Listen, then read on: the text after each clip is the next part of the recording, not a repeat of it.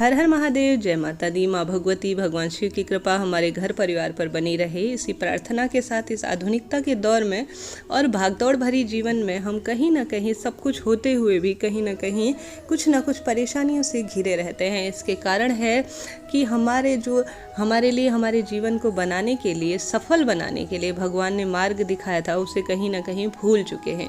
ऐसे में सबसे पहले मनुष्य जो सबसे पहला कार्य भूल गया है आधुनिकता के दौर में, वह है सुबह उठते ही अपने हाथों को दर्शन करना। हमारी हथेलियों में माना जाता है कि सभी देवी देवताओं का, माता लक्ष्मी का वास है। प्राचीन काल में सबसे पहले हाथों के दर्शन किए जाते थे और प्रार्थना की जाती थी कि हे प्रभु, आज का दिन हमारा सफल हो। पर आज के दौर में हम क्या कर रहे हैं कि सबसे पहले हमारे तकिया के पास रखा हुआ मोबाइल हम पकड़ते हैं और सारी अपडेट जो है उसमें लेते हैं। इससे जो है सुबह सुबह ही कहीं ना कहीं नकारात्मकता घर परिवार पर तो छोड़िए, स्वयं पर सबसे पहले आ जाती है, क्योंकि तरह तरह की नेगेटिव चीज़ें इस मोबाइल में आ गई हैं। कई तरह की जो चीज़ें हैं वह इस मोबाइल में आ गई हैं, जिससे मन कहीं ना कहीं व्यथित हो उठता है। सुबह सुबह ही यह कार्य कर लेते हैं, जिससे कई परेशानियां हमारे साथ चलने लग जाती है। सुबह ब्रह्म मुहूर्त अमृत बेला में उठना लोगों ने छोड़ दिया है, क्योंकि भागदौड़ भरी लाइफ हो गई है। इसी कारण से कहीं ना कहीं हारी बीमारी हमें परेशान करती है। कई तरह के वास्तु दोष हमारे साथ उत्पन्न होते हैं। तो सबसे पहले ब्रह्म मुहूर्त अमृत बेला में उठना प्रारंभ कीजिए और दोबारा से यह कार्य करना आरंभ कीजिए। हाथों को रगड़ते हुए अपने माथे पर, अपने मुखमंडल पर इसे स्पर्श कीजिए। सबसे पहले अपनी हथेलियों के दर्शन कीजिए और प्रार्थना कीजिए कि हे प्रभु, आज का दिन आप सभी ने मुझे दिया है और इसे सफल बनाइए। सबसे पहले यह कार्य करना आरंभ कीजिए। उसके बाद हाथ मुंह धोकर ध्यान की मुद्रा में या स्नान इत्यादि से निवृत्त होकर ध्यान की मुद्रा, ओम मंत्र का जाप या कोई सा भी आपका मंत्र हो वह जाप करना आरंभ कर लीजिए। किसी भी देवी देवता को मानते हो, गायत्री मंत्र हो या ओम नमो भगवते वासुदेवाय या श्री शिवाय नमः शुभ्रम या कोई सा भी आप ऐसा मंत्र ले लीजिए जो धीरे धीरे संख्या बढ़ाइए। आवश्यक नहीं है 108 कीजिए, 11, 21, 51 धीरे धीरे जो है।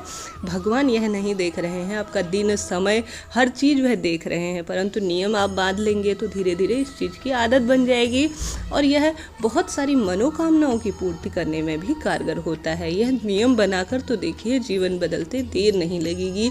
इसके साथ ही मंत्र जाप से ही हमारे शास्त्रों में, वेद शास्त्रों में ऋषि मुनियों ने जो चाहा है वह पाया है। यह नियम बनाकर देख लिए। इसके बाद जब आप किचन में जाएं तो हमेशा पहली रोटी जो है गाय के लिए निकालिए।